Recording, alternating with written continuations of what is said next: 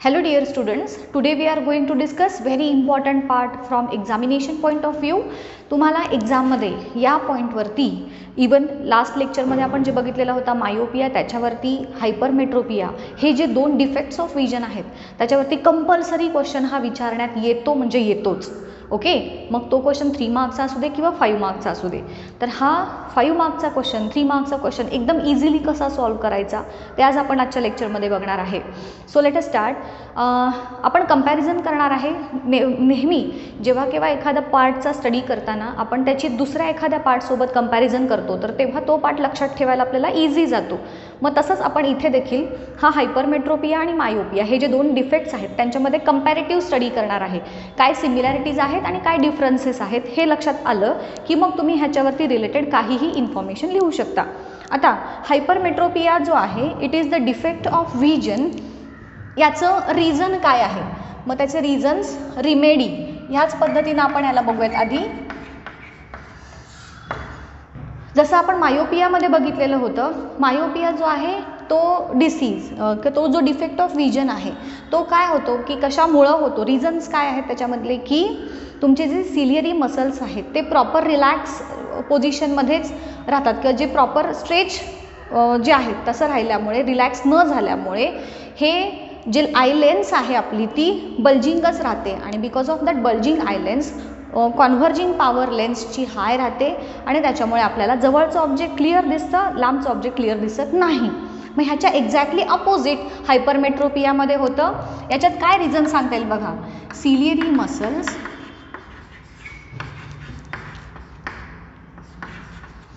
हे रिलॅक्स्ड पोझिशनमध्येच राहतात. हां, आर इन रिलॅक्स्ड पोझिशन.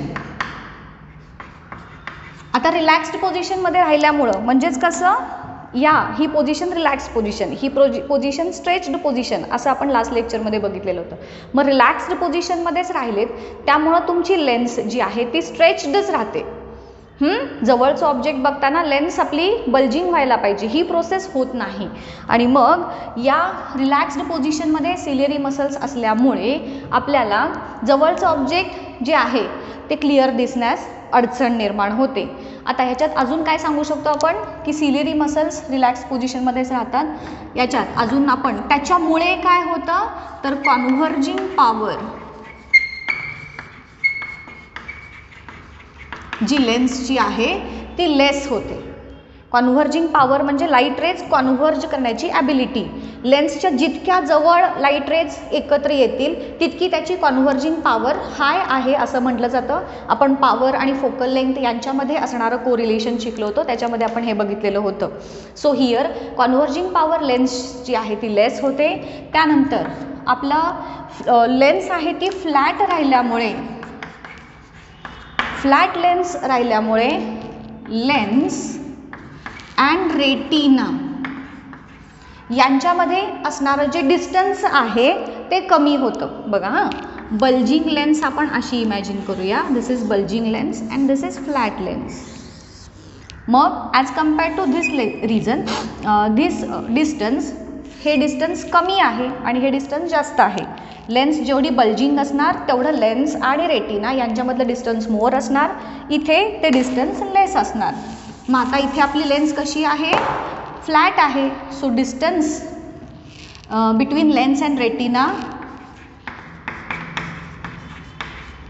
हे जे आहे ते काय होणार, लेस राहणार.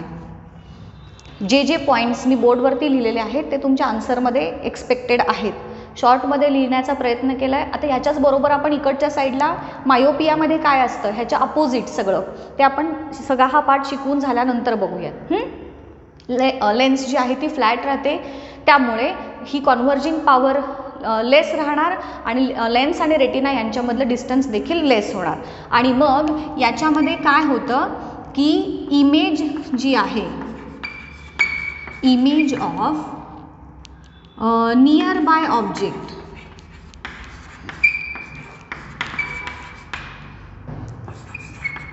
Gate formed behind the retina. Image clear दिसायची असेल तर ती रेटिनावरती सगळे लाईट रेज एकत्र आले पाहिजेत. इन केस ऑफ मायोपिया रेटिनाच्या समोर इमेज फॉर्म होते. इन केस ऑफ हायपरमेट्रोपिया रेटिनाच्या बिहाइंड मिरर इमेज जी आहे ती फॉर्म होते आणि त्यामुळं देखील आपल्याला जवळचं ऑब्जेक्ट क्लिअर दिसत नाही. मग आता समजा तुम्हाला विचारले की व्हॉट इज हायपरमेट्रोपिया, त्याला समजा डिफाईन करायला विचारलं तर काय सांगणार? It is the defect of human eye in which it is unable to see nearby objects clearly. याच्यामध्ये काय सांगूयात? Unable to see nearby objects clearly, हे त्याची डेफिनिशन तुम्ही सांगू शकता. मग त्याचे रिझन्स आणि त्याच्यामध्ये ॲक्च्युली काय होतं मेकॅनिझम, हायपरमेट्रोपिया होतो म्हणजे नेमकं काय होतं, तर हे एवढं सगळं त्याच्यामध्ये सांगणार आपण. मग आता हे डायग्रॅमॅटिकली सपोज दाखवायचं आहे आपल्याला. नॉर्मल आय जी आपण लास्ट लेक्चरमध्ये दाखवलेली होती की जवळचं पण क्लिअर दिसतंय, दूरचं पण क्लिअर दिसतंय.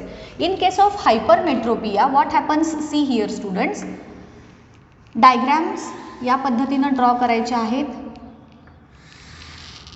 हायपरमेट्रोपिक आयमध्ये आपल्याला लांबचं नीट दिसतंय, मग जे प्रॉब्लेम ऑफ विजन नाही ते आपण डॉटेड लाईननं दाखवतो. सो लांबून येणारे ऑब्जेक्ट्स आपण प्रिन्सिपल ॲक्सिसला पॅरलल दाखवतो, म्हणून मी हे डॉटेड दाखवले. इट मीन्स हा प्रॉब्लेम ऑफ विजन मला नाही आहे, म्हणजे मला लांबचं नीट दिसतंय म्हणून मी ते डॉटेड लाईननं दाखवलं आणि लांबच्या ऑब्जेक्टची इमेज बरोबर रेटिनावरती फॉर्म होते असा ह्याचा अर्थ आहे.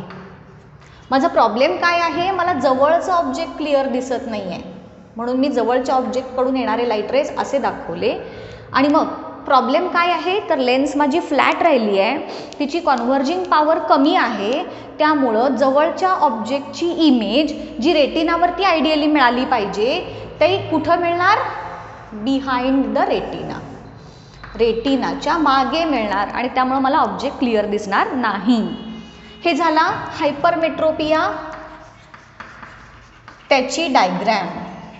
आता मला याला करेक्ट करायचं आहे, म्हणजे काय झालं पाहिजे की लाईट रेज बरोबर रेटिनावरती येतील असं मला काहीतरी करायचं आहे. आणि त्यासाठी आधी मला इथे ह्या डोळ्यांच्या समोर अशी लेन्स ठेवली पाहिजे की जिच्या थ्रू लाईट डोळ्यात एंटर करताना ती रेज ना जवळ कॉन्व्हर्ज कुठेतरी करेल, एकत्रित आणेल. मग कॉन्व्हर्जिंग लेन्स कुठली? Convex lens. So in order to correct this hypermetropia I will use a convex lens. कशी बघा डायग्रॅम मी काढते. कॉन्व्हेक्स लेन्स समोर ठेवली डोळ्याच्या. आता परत लांबचा ऑब्जेक्ट, त्याचे रेज ऑलरेडी येत आहेत व्यवस्थित. हां, आता जवळच्या ऑब्जेक्टचे रेज मला जेव्हा दाखवायचे आहेत लाईक दिस, तर आधी ह्या कॉन्व्हेक्स लेन्समध्ये ते लाईट रेज एंटर होतील आणि मग तिथून ह्याची इमेज बरोबर रेटिनावरती फॉर्म होते असं दाखवायचं. अर्थातच हे रिफ्रॅक्शन प्रत्येक साईडला वेगवेगळं होणार आहे. लेन्समध्ये वेगळं, तुमच्या डोळ्यांमध्ये एंटर होतं तेव्हा वेगळं, पण आपण दाखवताना हे ह्या पद्धतीनं दाखवायचं आणि लाईट रेज बरोबर तुमच्या रेटिनावरती एकत्रित आलेले दाखवायचे. आणि ह्या डायग्रामला नाव द्यायचं करेक्टेड हायपरमेट्रोपिया.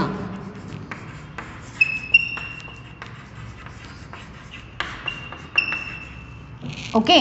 आता कॉन्व्हेक्स लेन्स आहे, तिची फोकल लेंथ कशी असते बघा. आठवत नसेल तर लगेच लेन्स काढून घ्यायची. कॉन्व्हेक्स लेन्स आहे, हिचा फोकस कुठं असतो तर राईट साईडला. मग राईट साईडचे डिस्टन्सेस पॉझिटिव्ह असतात according to cartesian sign conventions. आणि म्हणून as the focal length of convex lens is positive, therefore ज्यांना हायपरमेट्रोपिया आहे त्यांच्या चष्म्याचा नंबर हा पॉझिटिव्ह असतो. ज्यांना लांबचं नीट दिसतं, जवळचं नीट दिसत नाही, अशा लोकांच्या चष्म्याचा नंबर पॉझिटिव्ह असतो. का असतो? बिकॉज त्यांचा जो डिफेक्ट ऑफ व्हिजन आहे तो क्लिअर करण्यासाठी आपण कॉन्व्हेक्स लेन्स यूज केली आणि कॉन्व्हेक्स लेन्सची फोकल लेंथ पॉझिटिव्ह असते. आणि म्हणून इथे आपण रिमेडी म्हणूयात. कॉन्व्हेक्स लेन्स आपण यूज केली which is having appropriate focal length आणि तिची फोकल लेंथ पॉझिटिव्ह असते ना. Hence the power of spectacles, ज्यांच्या चष्म्याचा नंबर पॉझिटिव्ह आहे किंवा ज्यांना हायपरमेट्रोपिया आहे त्यांच्या चष्म्याचा नंबर हा पॉझिटिव्ह असतो. असं याच्या थ्रू तुम्हाला लक्षात ठेवायचं आहे. बघा एकदा व्यवस्थित समजलं का हायपरमेट्रोपिया का होतो, कशाला म्हणायचं, का होतो, त्याच्यात एक्झॅक्टली काय होतं, डायग्रॅम कशी दाखवायची, करेक्ट करून कसा दाखवायचा, रिमेडी अशी सांगायची. आता आपण जो मेन पार्ट मी तुम्हाला सांगितलं, कंपॅरेटिव्ह स्टडी करायचा आहे आपल्याला हायपरमेट्रोपिया आणि मायोपिया ह्या दोन डिफेक्ट्स ऑफ विजनचा, की जो तुम्हाला एक्झाममध्ये आन्सर लिहिण्याला मे बी तुम्हाला डिफरन्स पण विचारला जाऊ शकतो, डिफरन्शिएट बिटवीन हायपरमेट्रोपिया आणि मायोपिया असा देखील प्रश्न विचारला जाऊ शकतो. आता इथे जे पॉईंट्स दिलेत त्याच्या अपोजिट सगळे मायोपियामध्ये असणार आहेत. मग ह्याच्यामध्ये पहिलाच पार्ट आपला डेफिनिशनचा असतो. जेव्हा आपण डिफरन्स सांगतो तेव्हा पहिला पार्ट आपला डेफिनिशनचा, मग हायपरमेट्रोपिया आणि इकडचा तुमचा कॉलम असेल मायोपिया. What is hypermetropia? तर unable to see nearby objects clearly. In case of myopia काय म्हणणार? Unable to see distant objects.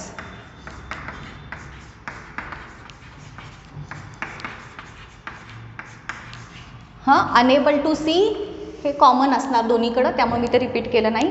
त्याच्या पुढचं नियर बाय ऑब्जेक्ट्स क्लिअरली आणि इथे डिस्टंट ऑब्जेक्ट क्लिअरली, हा पहिला डिफरन्स झाला. आता दुसरा रिझन, सिलेरी मसल्स हे रिलॅक्स्ड पोझिशनमध्ये असतात. रिलॅक्स्ड पोझिशनमध्ये म्हणजे अशा पोझिशनमध्ये ते प्रॉपरली स्ट्रेच होत नाहीत. मग आता इथे काय म्हणणार? सिलेरी मसल्स रिलॅक्स्ड पोझिशनमध्ये आहेत, इथं म्हणणार स्ट्रेच्ड पोझिशनमध्ये.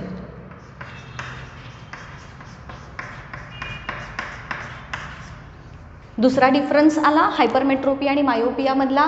त्याच्यानंतर कॉन्व्हर्जिंग पॉवर इथे लेस आहे, म्हणजेच फोकल लेंथ जास्त आहे. कॉन्व्हर्जिंग पॉवर लेस ह्याचाच अर्थ फोकल लेंथ जास्त आहे.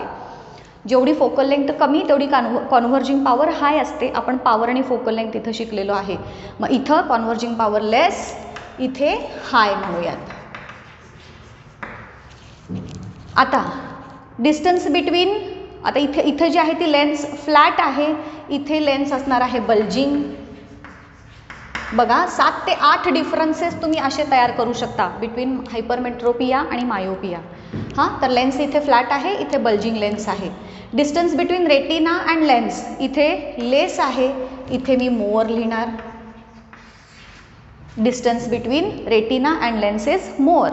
आता image of near by object get formed behind retina, इथं काय लिहिणार आपण? इमेज ऑफ डिस्टंट ऑब्जेक्ट कुठं फॉर्म होते?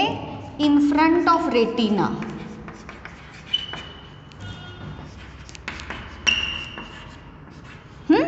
इथं बिहाइंड रेटिना इमेज फॉर्म होते. कुणाची? नियर बाय ऑब्जेक्टची. इथे डिस्टंट ऑब्जेक्टची in front of retina, sorry बरोबर, in front of retina image form होते. आता ह्याची रिमेडी करण्यासाठी आपण काय यूज केला? Convex lens. इथे मी कॉन्केव्ह लेन्स यूज केली. बघा किती डिफरन्स झाले ह्याच्यातच. तुम्हाला जर 3 मार्कांसाठी जरी डिफरन्स विचारले तरी तुम्हाला 6 पॉईंट्स लिहायचे असतात, हे लक्षात ठेवा. 2 मार्क्ससाठी डिफरन्स विचारलं तर 4 पॉईंट्स लिहायचे.